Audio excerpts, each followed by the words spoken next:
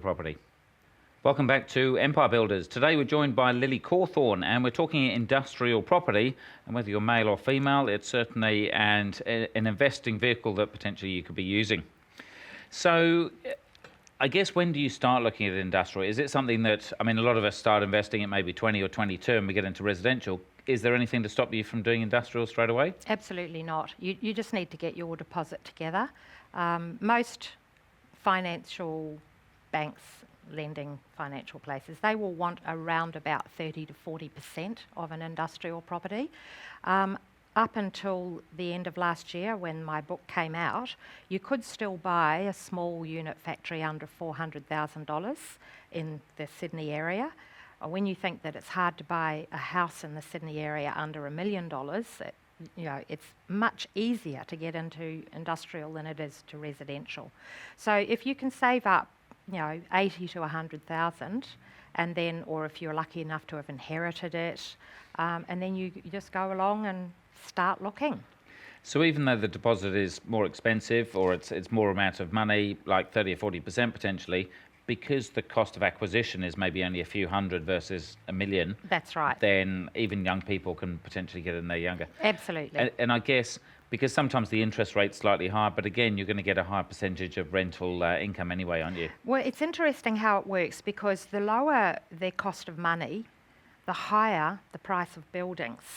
And that's kind of hard to get your head around, but what it means is that more people can access more money than they used to be able to.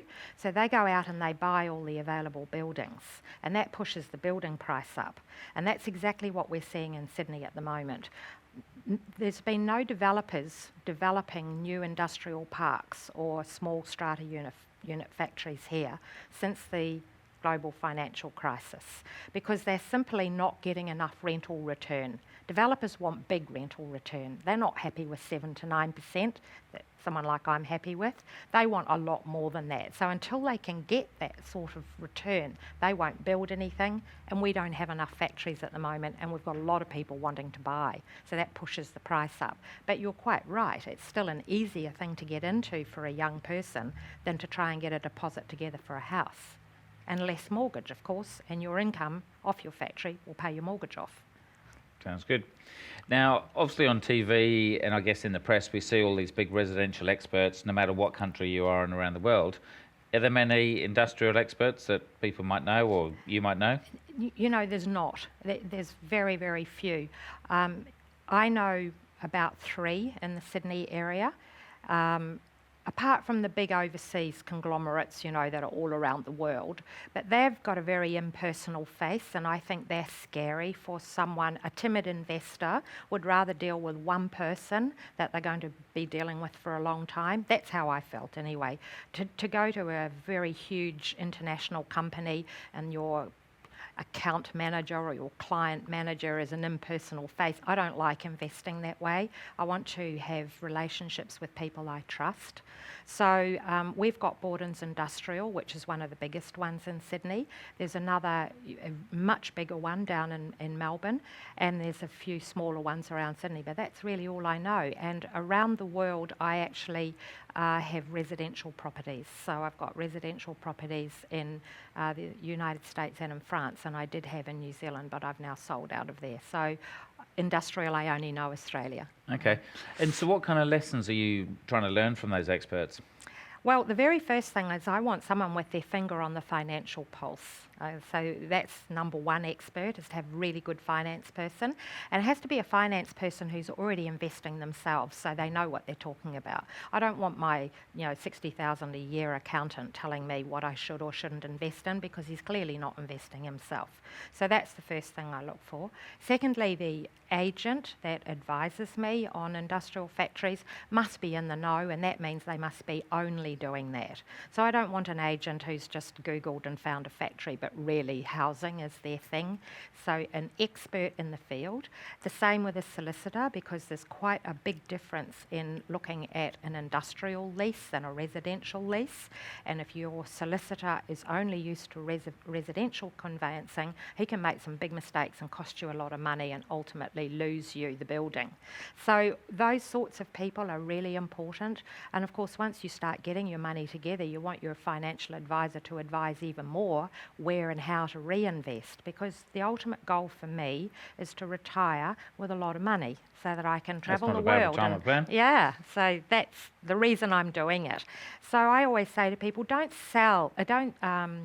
spend your income. When you buy your first little factory and you get your little 2,000 a month or whatever it is coming in, it's really a big temptation to go and buy a new car or have a big holiday, but you're shooting yourself in the foot. The whole point is to accumulate until you've got real wealth, and that all your factories are safe, and that you've tested all your people and they're all trustworthy, and all your tenants are staying. And yeah. And again, it doesn't have to be rocket science, because going through your book, some people might say, well, you've got X amount of factories versus, say, Donald Trump, if he's written a book. It's hard for people to learn off Donald Trump or whoever it is, or Robert Kiyosaki, if they're worth 100 million. Absolutely. Whereas the language you use in there, it's very straightforward. Yes. And again, saying, look, this is what I've got, this is what I haven't got, and this is how I deal with it. You don't need to be a genius, do you? And I'm not saying that you're not a genius, but... No, I'm not. Yeah. It's the point of my book. If I can do it, any woman can do it, and that's the subtitle. And Any even a woman. man, maybe. And even a man, yes. I've had men come up, can men do it too? Yes, of course you can do it too. It's just that, yeah, it's directed at women because my husband originally vetoed me writing about our own business. Sure. So I said, well, I'll just show women what I did. There's lots of women out there that would like to make, 3,000 to 8,000 extra a month, especially working mums. They wouldn't have to work and try to raise their kids.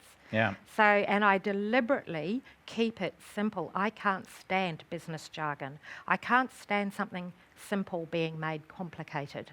And my mentor, because I really recommend a mentor in any new venture, my mentor who taught me all the rudimentary ideas of industrial investment, he said it just needs to be simplified. Keep it simple. And so I chat like I'm sitting on the couch chatting to a girlfriend. That's the way to go. So let's say you want to get a start off. How do you set an objective to start with? Well, for me, it was all about retirement. I wanted to retire early, and I wanted to retire with a lot of money. So at the time that I set my goal, I wanted to have $10,000 a month. I think at the time I was earning $2,000 a month, so that seemed like a lot of money to me. So for $100,000 salary? It was $120,000 a Yep. year that I would need. And as my financial advisor said to me, if you can get your first investment in place that's earning you $10,000, there's January covered off for your retirement. So just keep going until every month's covered off. A simpler way for me to look at it is if I can have a portfolio of 1.2 million factories, and let's say they're roughly bringing in 10%, because that's kind of how the investment pans out over a long period of time, then that's going to bring me in my $120,000 a year. So I'm going to need 5 small factories, because at the time they were around $250 each. So that's how I did it. And again, pulled the figure 1.2 in. million, no matter what currency you're talking about, it's dollars, pounds, or whatever else, isn't an extortionate amount of money. No. That's achievable. It's achievable. It's just a little more than the average salary today, but it's a lot more than the average superannuation amount that women have got collected up. And that's the point. Women have been lethargic or apathetic about understanding their superannuation and what it actually means to be retired and try to live off a total sum of 120,000. That's going to bring them 12,000 a year. I don't want to live on 12,000 a year. Yeah, exactly. Once you've sorted that objective out, how do you then sort the finance and the money side? Well, we knuckle down with a budget. It's a lot like going on a diet. It takes a lot of discipline. It's a pain. But if you can just change a few little habits, not too severe, or you'll break your diet. So same with the budget. So we started making our lunch instead of eating out every day. That saved us $20 a day. We started eating at BYO cafes instead of expensive restaurants. That saved a lot of money. 1 glass of wine less a week will net you $144,000 in your super fund if you take that money and bank it in your investment It's the account. tiny little thing, It's just the like they say with the diet. Eat an apple a day instead of a chocolate bar a day and watch what happens. Walk down to the corner shop instead of taking the car and watch what happens. And it takes patience because it's slow in the beginning. You know, after maybe 6 months, you might see that you look and feel better. So someone gives you a compliment or you fit into a dress you couldn't wear, then suddenly, oh yeah, I'll keep going on this, it's working. Well, it's the same with a budget. Just budget, and what you're trimming off all your spending habits, cut up your credit cards, only use debit cards, don't live beyond your means, all that sort of thing. 2-3 years of that sort of discipline and you've got your first deposit together. And then what I found with property is once you get that and you get some growth or you get some income coming in, that almost clears the debts and the little things. So you can get the toys and whatever else at a later date. Yes. But you've got to have the asset because the asset's leverage and that's the thing that makes the real money. Absolutely. And don't get the toys off the first asset. Yeah. Get a second one with the money off the first asset. And then you're getting a portfolio. That's good. You can see I'm always tempted the other way.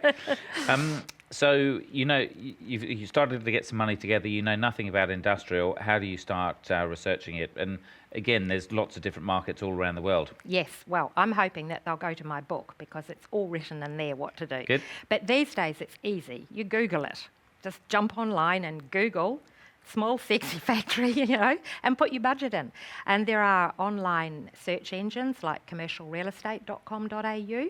Now they're still calling it commercial, but what they have done is once you're in there, you can just put the word industrial and it will only bring up industrial. So that's cool, and you can see what's available. That's in Australia. Around the world, I'm sure it's the same. I mean, everything's Google it now, isn't it?